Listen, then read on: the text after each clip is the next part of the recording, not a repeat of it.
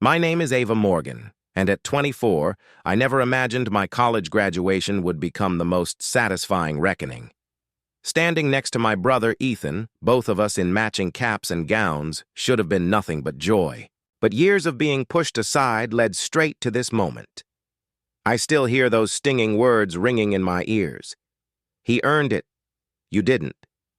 The night my parents told me only my brother was worth their support is a memory that never stopped.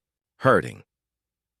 Before I share what happened that made their faces go ghost white on graduation day, let me know where you're tuning in from in the comments, and hit that like button if you've ever had to work twice as hard to get half the recognition, especially from your own family. We lived in a charming 2-story house in suburban New Jersey, the kind you'd see in real estate magazines. White shutters, manicured lawn, and a porch swing that looked like it belonged in a movie. From the outside, we seemed like a typical middle-class American family.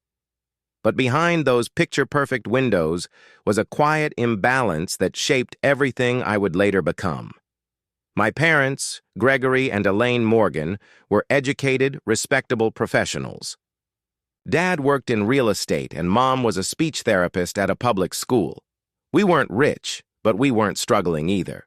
And yet, despite having 2 kids, they somehow managed to make one feel like an honored guest in their lives, and the other like background noise. Guess which one I was? My younger brother, Ethan, was 2 years behind me in age, but always 5 steps ahead in our parents' eyes. He was the golden child, tall, athletic, effortlessly charming, and good at exactly the things our parents valued: sports, public speaking, leadership roles. He got the first pick of everything: attention, praise, even breakfast options. I can't tell you how many mornings I reached for the last blueberry waffle only to hear, "Let Ethan have it, honey. He has football practice." It became a pattern. Ethan always came first, and I learned early on that voicing frustration only made me sound bitter or ungrateful. When birthdays came around, Ethan's gifts were showstoppers: drones, brand new sneakers, the latest tech. Mine? Sweaters from clearance racks, always a size too big. "You've always been practical," Mom would say, as if being overlooked was part of my personality. Even at 8, I knew something was off, but when I tried to ask why Ethan always got more, Mom brushed me off with a smile and, "Boys need different things to feel supported." It wasn't just material. At Ethan's soccer games, our parents were front row, screaming his name like he was the next Beckham. When I had an art exhibit at school, they came 30 minutes late and left halfway through. "We're so proud of you, sweetie," they'd say while checking their watches. Eventually, I stopped inviting them. That quiet favoritism didn't just sting, it defined me. I wasn't rebellious or loud. I became independent, observant, and inwardly competitive. I started measuring my value by achievements, by how hard I worked, by whether I could make myself undeniable. That imbalance wasn't just felt at home. It followed us everywhere, especially at school. Ethan and I went to the same elementary and middle school, and later the same high school. But you'd never know we were siblings by how differently our accomplishments were treated. When Ethan had a debate tournament, Dad would take the whole day off, showing up in a suit, clapping proudly, filming every moment on his phone. When I had a design showcase, projects I spent weeks perfecting, Mom might swing by for 10 minutes, usually right before closing, offering a vague, "Oh, this is cute. Is that a dragon or a flower?" Graphic design isn't a real career path, Dad would remind me over dinner. Unless you plan on living in your childhood bedroom forever. They said these things with a smile, as if they were just being realistic. But realism has a funny way of looking a lot like dismissal when you're a teenage girl trying to dream beyond the walls of a suburban kitchen. The only person who seemed to understand me was Grandma Lorraine. Every summer, I would stay with her at her cozy cottage near Pine Lake. While Ethan was off at sports camps or leadership retreats, I was learning how to carve wood, paint with watercolors, and build basic websites with old-school HTML on her ancient desktop. "You see the world differently, Ava," she'd say. watching me sketch the trees in her backyard. And one day, that's going to matter more than you know. It was during one of those summers that I stumbled upon a worn-out book in her library titled Creativity and Capital: Women Entrepreneurs Who Changed the Game. I devoured every page. It wasn't just about building businesses. It was about building identities that refused to be confined. That book planted the first real seed of ambition in me. Not to be better than Ethan, but to be seen, fully and unquestionably, for who I was.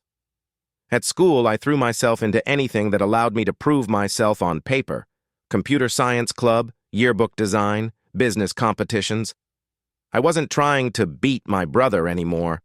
I just wanted to matter in a way that didn't depend on being loud, athletic, or male. Sophomore year, I won second place in a regional digital branding challenge.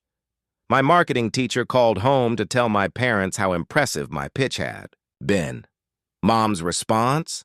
"That's sweet. She's always been artsy." Then she asked if Ethan needed help prepping for his student council speech. I was used to it by then, used to the hollow praise, the way my wins were always smaller in their eyes. But each time they minimized me, something sharpened inside. A ball. Quiet edge. A promise I made to myself in silence. One day, they'd have no choice but to see me. I figured if I couldn't win their affection, maybe I could earn their respect. By the time I hit junior year, I had mapped out a strategy for success. I signed up for every business-oriented club I could find: Future Entrepreneurs, Women in TICO, Finance, and even the Investment Challenge team, where I learned to decode market trends better than most adults I knew. I aced my AP economics class and landed an internship with a local design agency that gave me real-world experience in branding and digital strategy. But none of that paid the bills. So after school, I worked a part-time job at a bubble tea shop near the train station. I scrubbed counters, memorized orders, and handled customers with fake cheer while mentally running budget projections for college. I worked 20 hours a week, often closing late and catching up on homework during bus rides or while standing in line at the laundromat. Despite the exhaustion, I kept a perfect GPA. When I won first place in the New Jersey high school startup pitch contest, my economics teacher, Mr. Tanaka, was so impressed that he called my parents to personally congratulate them.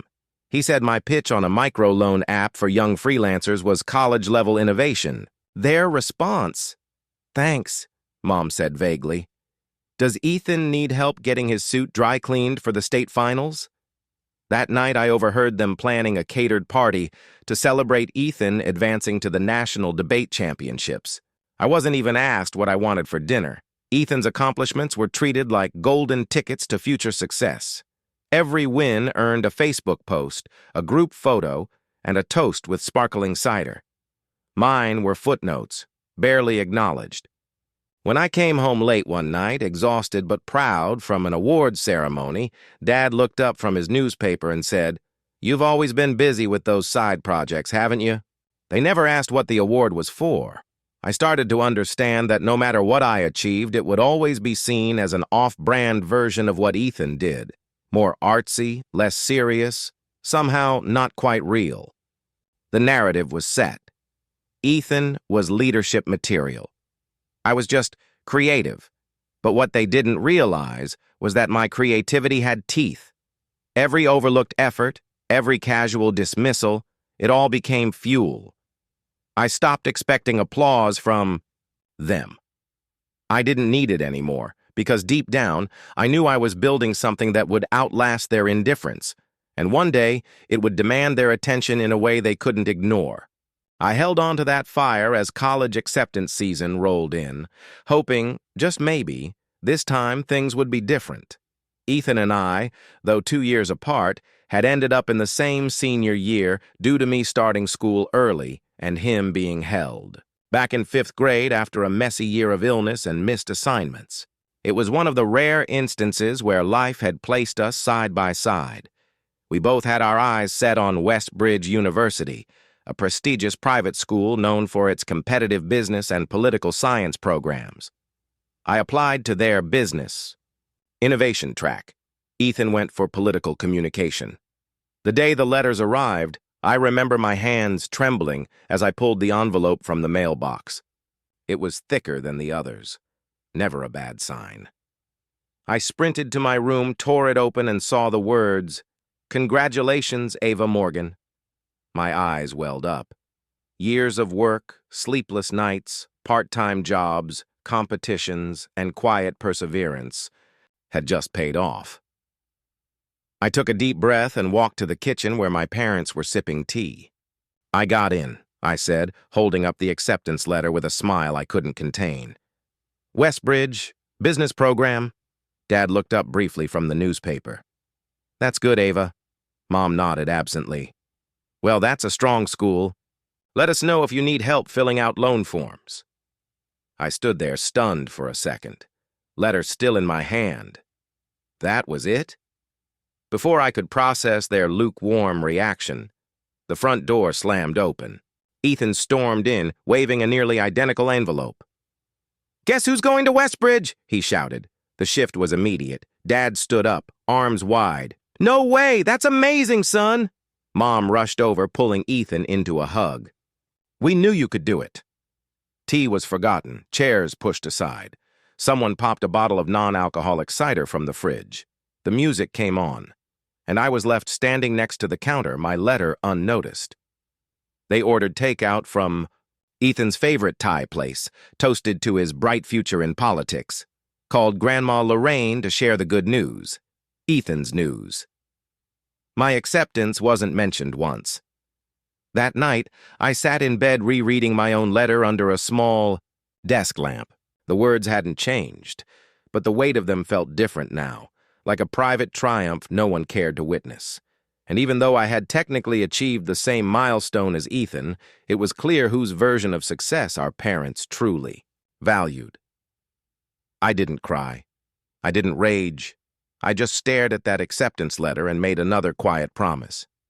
I was going to Westbridge, on my own terms, and someday they'd regret not celebrating me when they had the chance.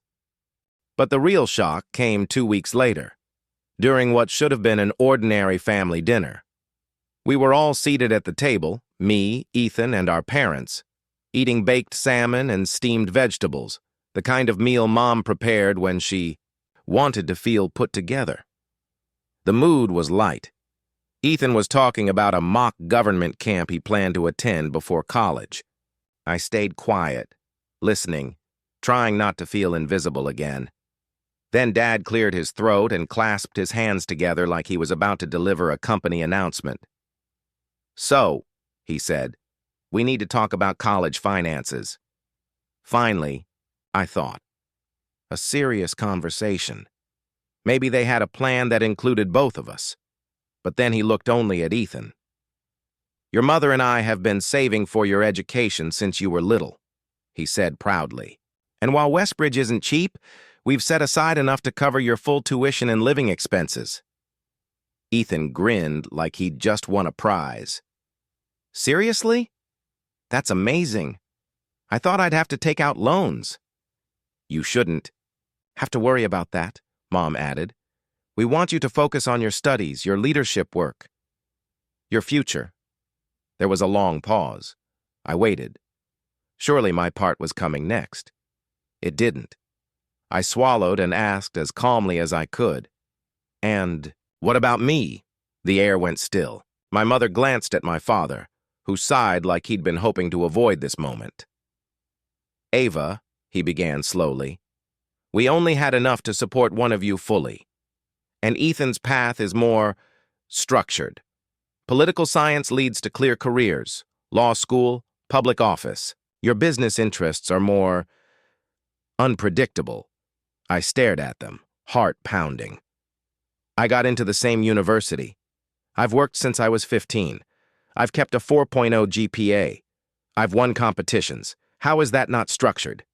Mom reached across the table and touched my hand like I was a child throwing a tantrum. "You've always been so resourceful. We figured you'd find your own way like you always do." Then came the sentence that would burn itself into my memory. "We're not saying you don't deserve it, Ava. We're saying Ethan needs it more." And just like that, The last sliver of hope I had for equal treatment cracked in two. I didn't scream. I didn't cry. I just looked down at my plate, now cold and untouched, and knew that from this moment forward, I was truly on my own. That night. The silence in my room was louder than any scream. I lay on my bed, fully dressed, staring at the ceiling through blurry eyes. I didn't sob. The tears came slow and steady, like a quiet leak I couldn't patch. The pain wasn't loud. It was numb, a hollow echo of something I'd carried my whole life, but never dared to name. I replayed the dinner in my mind on an endless loop.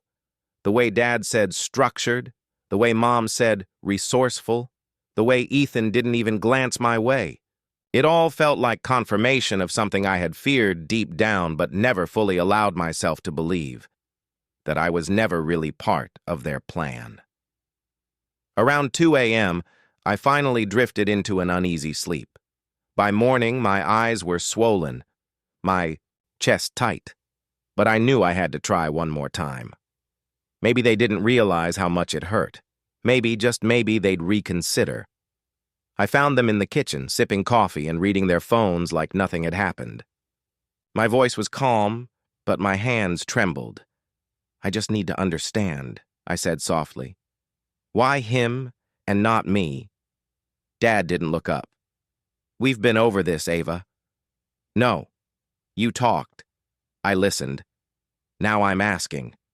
Mom sighed, setting her mug down. "Sweetheart, it's not about choosing favorites. It's about making practical decisions.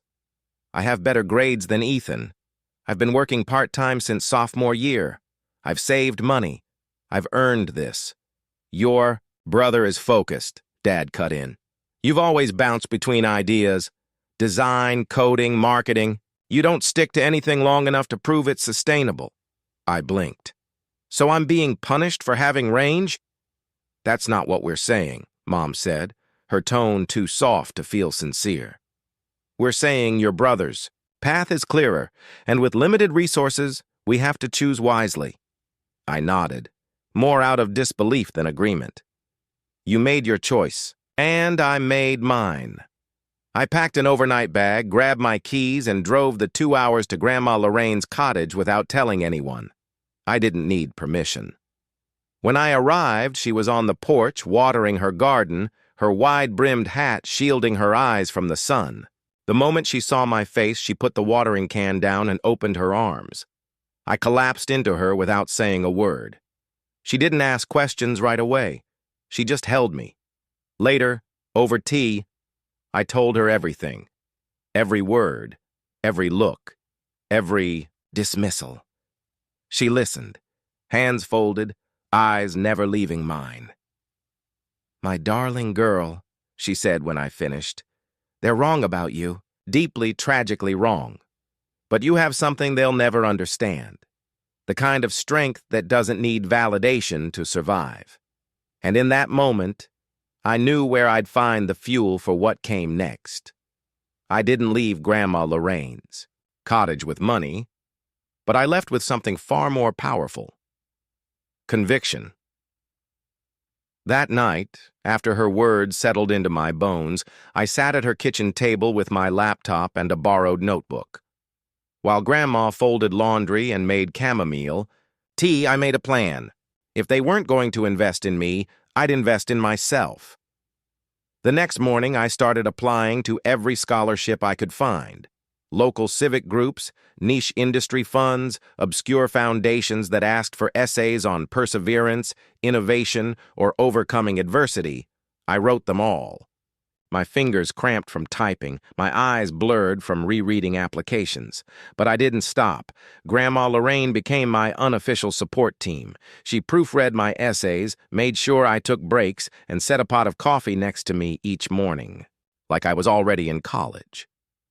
"You're going to be magnificent," she said one afternoon, placing a hand on my shoulder. "They'll never see you coming." By the end of the second week, I had submitted 26 applications. Then I tackled financial aid forms, FAFSA, institutional aid, grants. I reached out to Westbridge's financial office and set up virtual appointments. Their advisor, Ms. Patel, was firm but kind. "You're in a tight spot," she said. "But we've had students make it through with grit, strategy, and just enough help. Stay on top of your deadlines." I made a spreadsheet that would make any accountant proud, detailing deadlines, award amounts, document requirements, follow-up, tasks. I didn't have certainty, but I had momentum. The next hurdle was housing. While Ethan would live on campus with everything handled, I knew I had to find my own way. I joined Westbridge's off-campus student housing forums and found a listing for a tiny apartment shared by 3 other students. It wasn't glamorous, no air conditioning, peeling paint, and a half-functioning oven, but it was affordable. Barely. I paid the deposit using savings from my bubble tea job and booked a bus ticket home. Once back in the house, I no longer called home. I said nothing to my parents. They didn't ask. Mom occasionally mentioned Ethan's packing list. Dad emailed him orientation schedules. No one acknowledged that I was preparing, too. 2 weeks before move-in, I landed a job at a cafe near Westbridge. It wasn't glamorous, but it paid minimum wage, and it was within walking distance of campus. I added the shifts to my spreadsheet and adjusted my budget accordingly. The night before I left for college, Grandma Lorraine called. "I know it's scary, honey, but diamonds don't form in comfort. They form under pressure. And you've been under pressure for a long time. That means you're already halfway there." I looked at the duffel bag beside my bed and smiled. This wasn't just survival anymore. This was the beginning of something that was entirely mine. When move-in week arrived, the contrast between Ethan's send-off and mine could have been its own case study in family dynamics. Our parents turned his departure into a full-blown production. New luggage, monogrammed towels, a state-of-the-art laptop. They booked professional movers, coordinated a mini farewell brunch with extended family, and even gifted him a leather-bound journal for his political insights, as Dad put it. Mom cried when he loaded his last box into the SUV. "It's just, my baby's going off to change the world," she said. They made the 2-hour drive to Westbridge in that SUV, trunk packed to bursting. The whole day planned like a red carpet event. I wasn't invited to come along. Not that I could have, anyway. I had work that day. My departure looked a little different.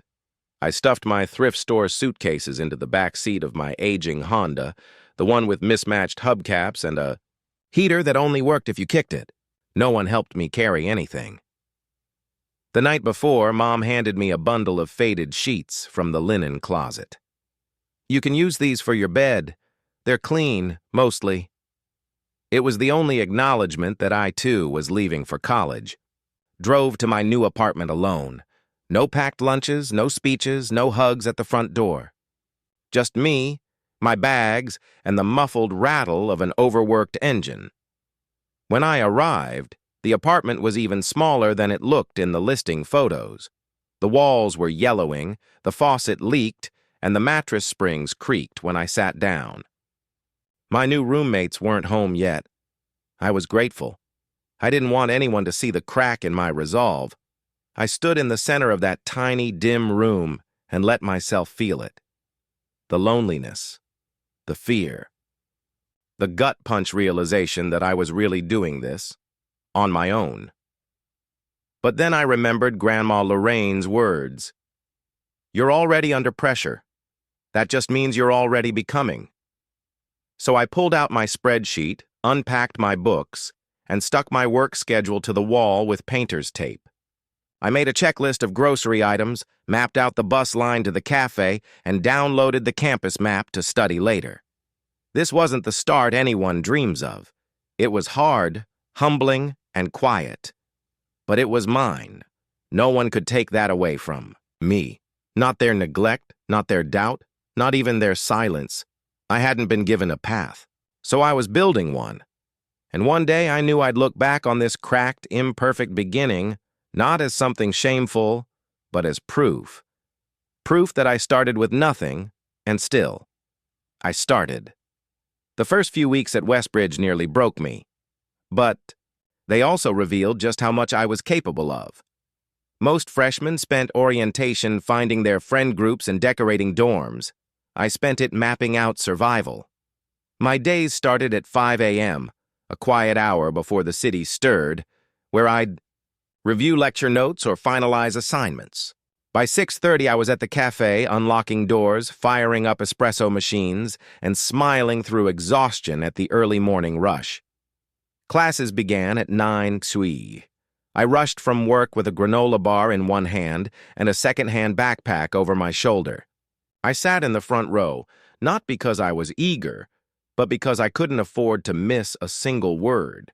Every class mattered. Every credit hour cost something. I couldn't waste any of it. By 3 p.m., I was back at work or walking across campus to the local bookstore for a weekend shift. I read chapters on the bus, edited essays on break, and fell asleep sitting up more times than I could count. Some nights, I didn't even bother changing out of my work uniform, and yet I was thriving. Not socially, not financially, but academically. My strategic leadership class quickly became my favorite. The material wasn't just theory, it was everything I'd lived. We studied decision-making under pressure, resilience frameworks, resource allocation, and leadership failure. While some students struggled to relate, I saw my life in every case study. One afternoon, after I submitted an analysis on crisis-based leadership in micro-enterprises, Professor Alden pulled me aside after class. "Miss Morgan," he said, adjusting his glasses. "Your work on that last paper was exceptional, particularly your section on adapting when resources are scarce. You seem to have a lived understanding of those dynamics." I swallowed. "I guess I've had to adapt. A lot." He nodded slowly. "It shows. Most students write from the outside. You write from the center." That small exchange ignited something. Someone saw me, not as a victim of circumstances, but as someone shaped by them into something sharper.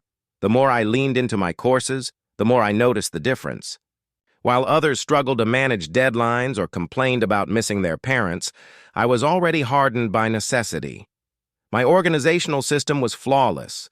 My focus was unshakable. I wasn't just here to pass. I was here to rise. For the first time, I didn't feel like I was behind. In fact, I felt ahead. Because I wasn't just learning how to lead, I was living it. But even resilience has its limits, until someone reminds you that you don't have to fight alone. It happened during my 3rd week at Westbridge. I had pulled a double shift at the cafe after midterms and was running on 4 hours of sleep and half a banana. When I opened the fridge that night, I expected emptiness. Instead, there was a neatly labeled container that read, "For Ava, eat this or I'll be mad, Maya." Inside was warm lentil stew with rice, still fragrant, still comforting. I hadn't realized how hungry I was until I nearly cried over a spoonful. Maya, my roommate, was still up, curled on the couch with a textbook and a mug of tea. She glanced up as I entered. "I figured you'd forget to eat again," she said, matter-of-factly. "You look like you were running on caffeine and spite this morning." I laughed weakly. "That's not entirely inaccurate." From that night on, a quiet alliance began to form. Maya was the polar opposite of me in many ways. Laid back, where I was rigid, expressive, where I was reserved. But she had a way of noticing things without prying. When I was too tired to cook, she made extra. When I studied late, she brought tea. And when she needed help proofreading essays or organizing her insane class notes, I was her go-to. One evening, I came home to find a sticky note on my door. "The others are going out. I told them not to bug you. You've got a quiz tomorrow. Lock the kitchen for you. M." It hit me harder than it should have. This was what support looked like. Quiet, consistent, non-performative care. The kind I'd begged for growing up. And it wasn't coming from a parent. It was coming from someone who owed me nothing, but chose me anyway. One Saturday, while we folded laundry and debriefed our week, Maya said, "You know, you never talk about your family. Just Ethan sometimes, but not the rest." I hesitated. Then I said, "That's because they only talk about him too." She nodded, not pushing, just there. "Well, for the record, I think you're killing it. And if you ever forget that, I'll remind you." Repeatedly. Loudly. I smiled, genuinely this time. "You're starting to sound like my chosen sister." She raised her tea. "Then let's toast to that. Chosen family counts double." And from that day forward, I stopped, feeling quite so alone. I thought I had found my rhythm, until life reminded me just how fragile financial balance can be. Halfway through sophomore year, the cafe cut everyone's hours. Winter meant fewer customers, and I went from 25 hours a week to barely 10. The paycheck that used to barely cover rent now didn't even cover groceries. I recalculated my budget 5 different ways, trying to make the numbers work, but no matter how creatively I sliced it, I came up short. Panic simmered beneath my skin. One night, I skipped dinner entirely and stayed up late reworking my schedule, wondering which bills I could delay. The next morning, I marched into the campus financial aid office and asked to speak with Ms. Patel. She listened carefully, flipping through my file, eyebrows slowly rising. "You've maintained a 4.0 GPA," she noted, "and you're working part-time on top of that?" I nodded. "And I live off campus with 3 roommates. I handle my own bills, loans, and tuition." She closed the file and looked at me, impressed. "You're exactly the kind of student we try to keep afloat. Let me see what's possible." She offered 2 things: a one-time emergency grant to get me through the month, and a lead on a research assistant position opening up in the strategic leadership department. "You'll need to apply directly," she said, "but I've already mentioned your name to Professor Alden." That afternoon, I found myself back in Professor Alden's office, nervously twisting my pen cap. He welcomed me in with his usual calm, analytical presence. "I've reviewed your essays and your financial aid note," he said. "I'll be blunt. You've already proven your academic merit. What I'm interested in now is whether you're willing to push further." "Yes," I said, before I could overthink it. "I want to." He smiled slightly. "Good.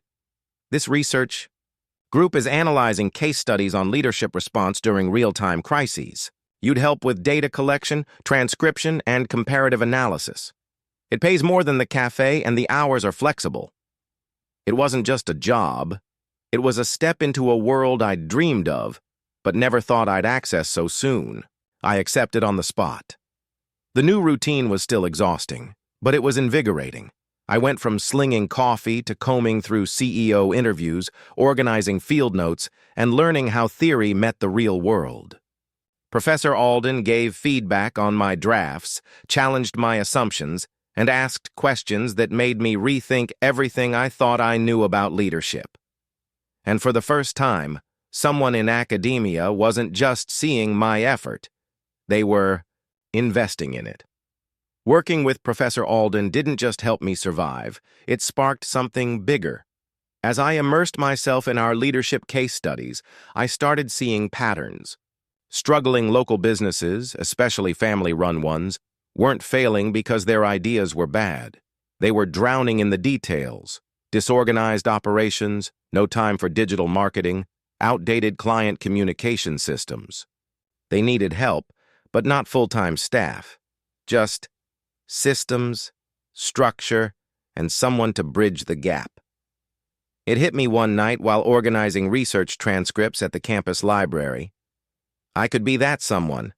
I already had skills most of my classmates didn't. I juggled schedules, balanced budgets, learned customer service firsthand, and designed digital flyers and menu boards at the cafe. Add in what I'd picked up from my research work: resource planning, strategic thinking, and lean operations. And suddenly, I had the makings of a real service. So I opened my laptop and started building. I bought a domain name with part of my emergency grant refund: ClearPath Studio. Simple. Focused. I designed the logo myself, just clean lines and bold lettering. Then I created a landing page offering remote admin support, digital marketing help, and workflow streamlining for small businesses. The first week, I emailed 10 local businesses I'd researched from Westbridge's small business registry. No replies. The second week, one bakery responded. They needed someone to manage their social media, organize catering orders, and simplify their clunky spreadsheet system. I charged a fraction of market rate. They hired me on the spot. That one. Gig became 3, then 5. By the end of the semester, I had 8 regular clients and a wait list. I was still working at the cafe part-time, but my business was growing, quietly, steadily, and entirely my own. I reinvested my first profit into better web hosting, invoicing software, and hiring a fellow business major part-time to help with scheduling. Maya noticed the shift before I did. "You're walking different," she said one morning, sipping her coffee. "Not like you're less tired, just like the weight is finally something you chose to carry." She wasn't wrong. For so long, I'd been reacting, deflecting, surviving, proving. But this was different. This was creation. Not just of a business, but of an identity on my own terms. I didn't tell my parents. Not out of spite, but because I didn't need their recognition anymore. What I was building didn't require their approval to be real. And in that quiet growth, in that unapplauded rise, I felt something shift. I was no longer just fighting to stay afloat. I was starting to build something that could carry me forward. By the time junior year rolled around, ClearPath Studio wasn't just sustaining me, it was starting to elevate me. With a consistent stream of clients and enough savings built up, I finally gave notice at the cafe. It was bittersweet. Those espresso machines had seen me cry, panic, and pull all-nighters. But walking out of that place on my last shift, I felt something shift inside me. Freedom. Now I divided my time between my research work with Professor Alden and expanding my business. I started offering branding packages, workflow automation consultations, and even hosted a free virtual workshop for local business owners called Scaling Smart with Small Resources. 10 people showed up, then 20. Then I had to move. It to Zoom Pro word began to spread, both off campus and on. In strategic leadership seminars, classmates started asking for my input. "You're actually running a business, right?" They'd whisper before class. "Can you look at our group pitch deck?" I went from sitting silently in the front row to being someone whose opinion mattered. One day after class, a senior approached me. "You're Ava Morgan, right? From ClearPath? Professor Lin recommended I talk to you. We're launching a student-run nonprofit and could use help organizing operations." I blinked. "You want me to consult?" "Yeah. I mean, you've built something. People talk about it. You get things done." I wasn't used to being the one others looked up to, but it felt earned.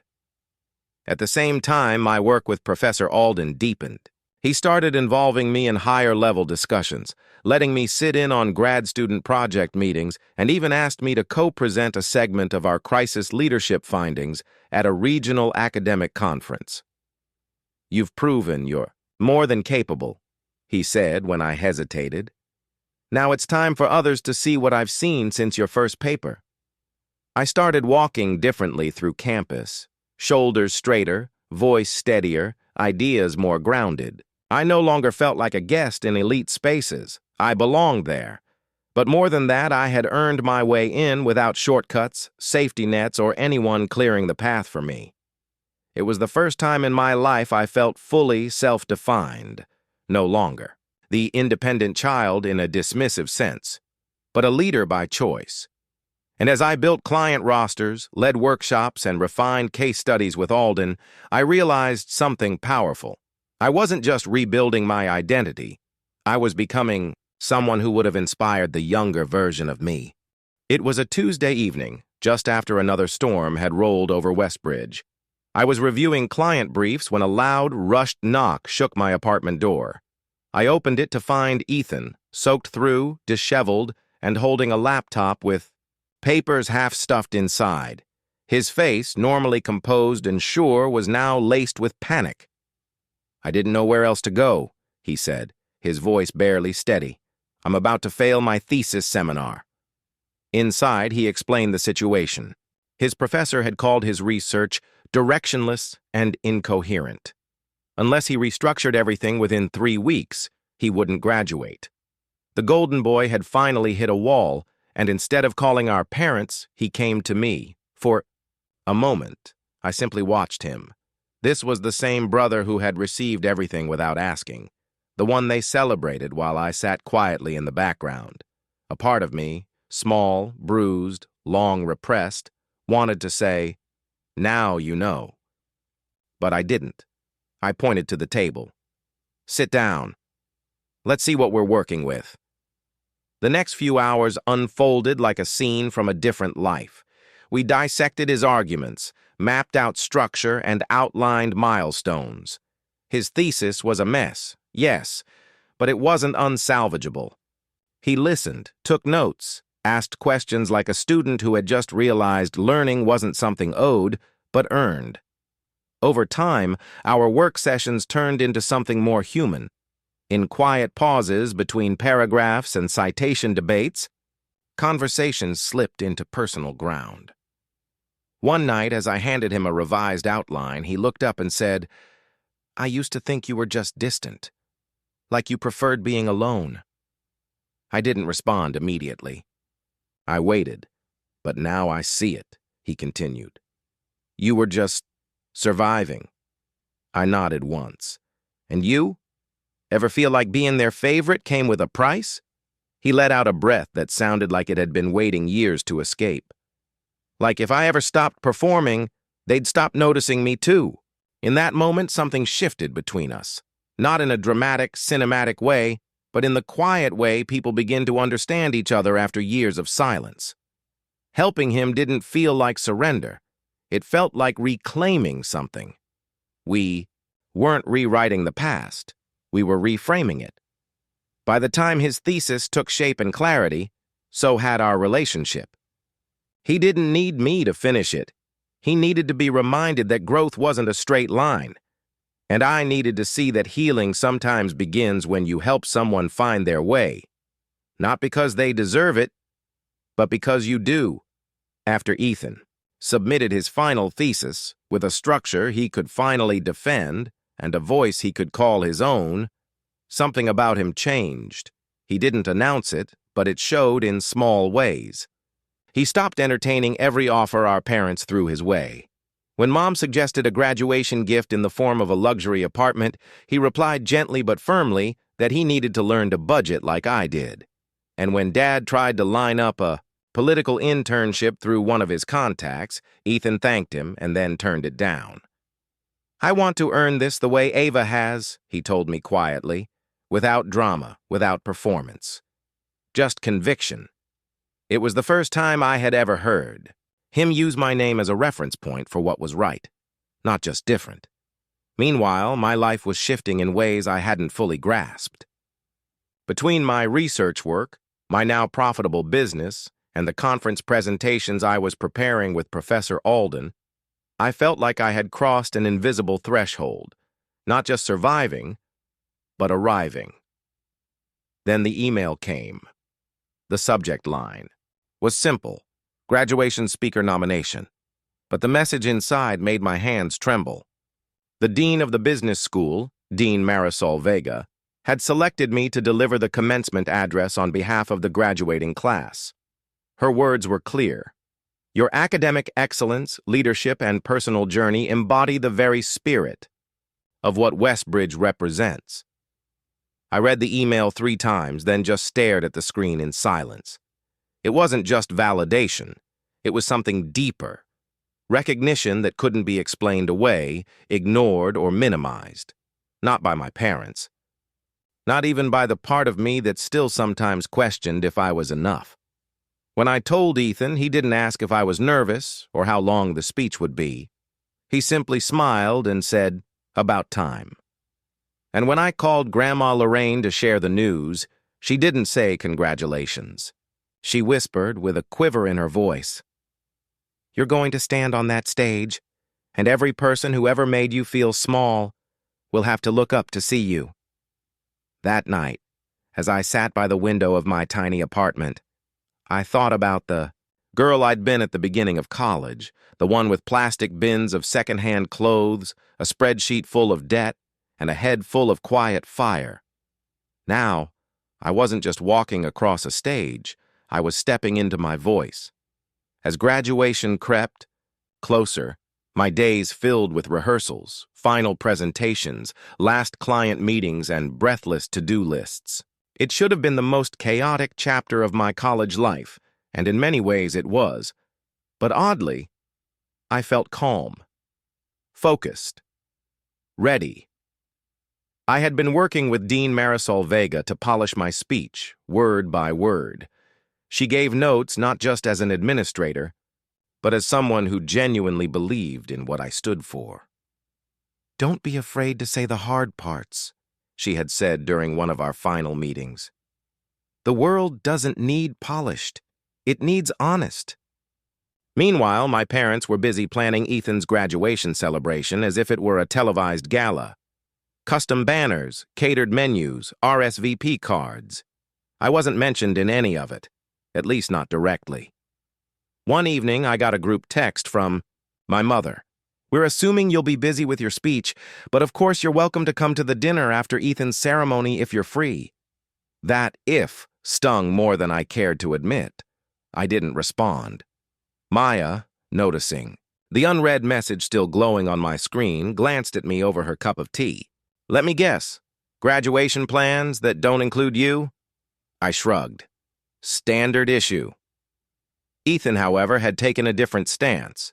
He told me, in his quiet, increasingly firm way, that he had confronted them, that he'd asked, no, insisted, they acknowledge what I had accomplished, that their party would be meaningless if it didn't reflect the reality that both of their children were graduating. I hadn't asked him to do it, and I didn't need him to, but he did anyway. And for once, I didn't question his sincerity. A few days before the ceremony, I had one last check-in with Dean Vega. She reviewed the final version of my speech, tapped her finger on the closing paragraph, and said, "That line, leave it exactly as it is. It lands like truth." As I stood to leave, she added, almost as an afterthought, "There may be a slight extension to your segment during the ceremony. Nothing to worry about, just follow my lead." I tilted my head. "Should I be nervous?" Her smile was quick, knowing. "Only if you hate being seen." Walking back across campus, I let that idea settle. Being seen. For so long I had trained myself not to need it. I had built in silence, grown in the margins, succeeded without applause. But now, for the first time, I wouldn't just be visible, I'd be undeniable. The morning of graduation arrived with startling clarity. Sunlight poured through the window like quiet applause. I rose early, but not from nerves. There was something almost reverent about the silence of the apartment as I dressed alone. No fanfare, no chaos, just precision. I slipped into the navy gown, the kind that swallowed you in stiff fabric and history. Then I reached for the stole Grandma Lorraine had gifted me the night before, deep indigo with gold thread stitched. Carefully into the words, "built, not given." She hadn't explained it. She didn't need to. The message spoke louder than ceremony. Campus was buzzing when I arrived. Graduates clustered in alphabetical groups, tossing nervous glances and rehearsing smiles. My name tag had its own line. Student speaker, School of Business. I pinned it on without hesitation. Ethan found me just before the procession. He looked unusually composed, though he fidgeted with the sleeve of his gown until he noticed my hood was misaligned. Without a word, he reached out and fixed it, then gave a single nod before stepping into line. It was the quietest "I see you" I'd ever received, and perhaps the most sincere. Inside the auditorium, I scanned the crowd. I spotted my parents in the front section, Mom's expression a fixed smile, Dad's posture business formal as always. They clapped when Ethan's name was called, a warm, extended applause. When mine followed seconds later, their hands moved too, but the energy was different. Polite, distant. They still didn't know. The ceremony unfolded like every other. National anthem, welcome address, recognitions. But when the university president announced the student speaker and my name echoed across the hall, I felt a small shift in the room. A few turned to glance. My parents sat forward. I walked onto the stage without trembling. The lights were bright, but I didn't blink. My voice, when it came, wasn't loud, but it carried. I spoke not of awards or grades, but of pressure, of what it meant to be self-funded in a world built for the already backed. I spoke of leadership born in silence, of learning to build bridges when no one hands you a map. I didn't mention names. I didn't need to. My story hung in the air like truth people had known but never dared articulate. As I stepped down, the applause came slowly, then fully. Ethan stood. Maya whistled from the back. And for the first time, I allowed myself to hear it. Then, from the podium, Dean Vega approached with a distinct fold of paper in hand. She caught my eye with a look I recognized instantly, one that said, "This isn't over. Not yet." The applause from my speech still echoed faintly in my ears as I returned to my seat. I hadn't looked toward my parents while speaking, but now, as I sat, I caught a glimpse of them. Their expressions were hard to read, somewhere between polite surprise and the slow onset of something deeper, recognition they hadn't prepared for. From the stage, Dean Marisol Vega stepped forward again, now with a different tone, a ceremonial one, but infused with something more electric. She addressed the crowd not as a formality, but with the cadence of unveiling. She began by congratulating the graduating class, acknowledging faculty and families. Then she paused, smiled faintly, and turned slightly toward me. "There are moments," she said, "when a student's journey not only reflects academic excellence, but reshapes how we define it." She didn't rush. Every word landed with weight. She listed my credentials plainly. Graduating with a perfect 4.0 GPA, recipient of the National Collegiate Innovation Award, founder of a business serving over a dozen small enterprises across the state. A murmur moved through the crowd, but she wasn't finished. She revealed that I had funded my entire education independently, that I had held 2 jobs, launched a business, and served as a research assistant without a cent from family support. This time, the audience didn't just murmur, they gasped. Heads turned, eyebrows lifted, and slowly, applause began again. This time more visceral, raw, building toward a standing ovation that filled the auditorium with something more than approval. It was awe. Somewhere in the front row, I saw my mother's posture stiffen. My father leaned back slightly as though bracing for a gust of wind. The kind of wind you never see coming because you never expected to be in the storm's path. Dean Vega closed by announcing that, in recognition of students like me, Westbridge would be establishing a new annual scholarship named in honor of resilience, innovation, and leadership forged without privilege, and that name would be mine. I didn't cry. I didn't smile. I just breathed, fully, deeply. For the first time in years, I wasn't holding my breath for anyone. What I felt wasn't triumph over them. It was freedom from needing to win anything at all. After the ceremony, the crowd spilled out of the auditorium like a wave of capes, cords, and cameras.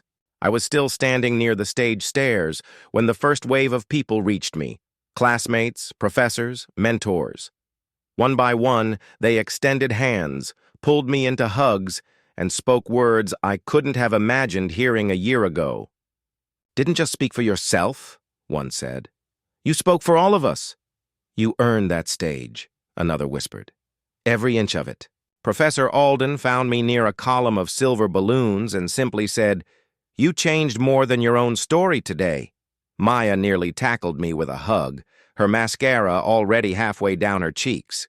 Ethan stood nearby, giving space, but when I caught his eye, he gave me the smallest smile, the kind that said, "You were always meant to lead." I just didn't see it soon enough. Then I saw them. My parents approached cautiously, the crowd around me thinning just enough to make them impossible to ignore. My mother's smile was brittle. My father's confidence seemed temporarily misplaced. "Well," he began, voice light, "that was something." "It was more than something," my mother added, adjusting her clutch. "We're very proud." Of course. They didn't meet my eyes when they said it. Their tone was that of people trying to regain narrative control over a story that had slipped through their fingers. There was a pause, then Dad continued. "We've been thinking, maybe we could help with a security deposit on your next apartment? You know, as a graduation gift." The offer felt weightless. Too little, too late. Not insulting, just unnecessary. I answered softly, "Thank you. But I'm good." And I meant it. I no longer needed them to see me clearly, because I had already become someone no one could ignore. Ethan stepped forward, cutting the tension like a quiet blade. "We're heading to lunch with Grandma and Maya. We saved you a seat, Ava." I turned without waiting for my parents' reaction.